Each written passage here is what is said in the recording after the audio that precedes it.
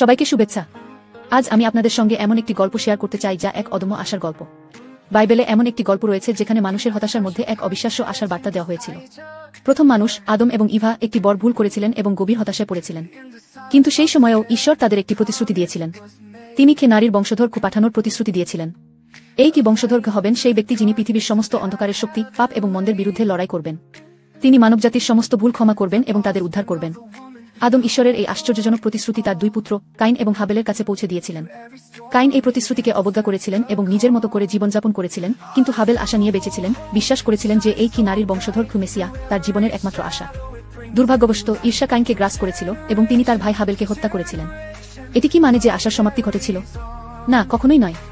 আশ্চর্যজনকভাবে ঈশ্বর আদম এবং ইভাকে আরেক পুত্র শেত দিয়েছিলেন যাতে মেসিয়াহর অপেক্ষার আশা অব্যাহত থাকে। শেত এই বিশ্বাসকে গ্রহণ করেছিলেন এবং তার পুত্র এনোশের কাছে এটি প্রেরণ করেছিলেন। এনোশ এই মহান আশার আলো দেখার মাধ্যমে বড় হয়েছিলেন এবং আরও শক্তিশালী বিশ্বাসে পূর্ণ হয়েছিলেন। তিনি অন্যদের জানিয়েছিলেন যে নারীর বংশধর মেসিয়া আসতে চলেছেন। মেসিয়াহর জন্য এই আশা কেবল একজন ব্যক্তির মধ্যে সীমাবদ্ধ ছিল না বা একটি প্রজন্মে শেষ হয়ে যায়নি, এটি এক অদম্য বিশ্বাসের শৃঙ্খলায় পরিণত হয়েছিল যা প্রজন্ম থেকে প্রজন্মান্তরে পৌঁছেছিল।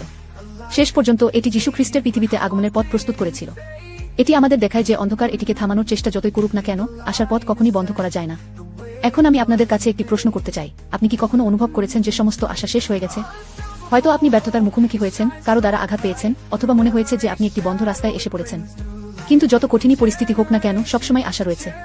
মেসিয়াহ যীশু খ্রিস্ট অসংখ্য বাধা অতিক্রম করে আমাদের কাছে এসেছেন এবং আমাদের জন্য এক অটল আশা নিয়ে এসেছেন। আপনার জীবনে যদি আপনি তাকে আমন্ত্রণ জানান, আপনার মধ্যে একটি নতুন আশা জন্ম নেবে। কারণ ঈশ্বর আমাদের জন্য যে সর্বশ্রেষ্ঠ আশা প্রস্তুত করেছেন তা হল যীশু খ্রিস্ট, আমাদের পরিত্রাতা। এই বড়দিনে আমি প্রার্থনা করি যে এই আশ্চর্যজনক আশার গল্পটি আপনার মুখ থেকে বেরিয়ে আসুক এবং আপনার চারপাশের মানুষদের আলো দান করুক।